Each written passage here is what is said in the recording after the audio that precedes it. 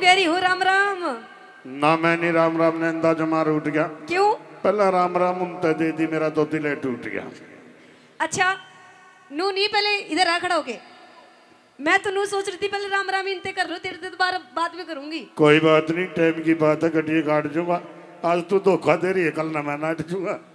Time की बात हो है। अरे जंडू ऐसी बात नहीं है, नू बता तू छो क्यों हो रहा है? छो तो होने वाली बात है। कौन सी बात होगी फिर? 2-3 घंटे हो गए आपने आए हुए, अच्छा अब तक ना राम राम ना श्याम श्याम, कोई मतलब नहीं। चल ठीक है, तेरे ते भी राम राम कर रही हो। राम राम। राम राम।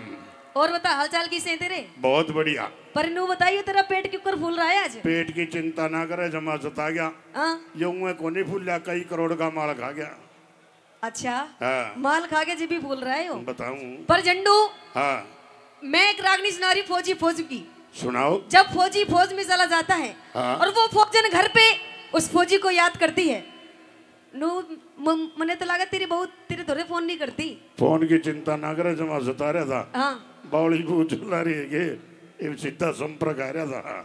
अच्छा हाँ फोन पे। फोन पे आ रहा फोन था। पे। पर चल कोई बात नहीं। ठीक है। आइए प्रेमी श्रोताओं, आपके बीच में रागनी कैसी वो फौजन क्या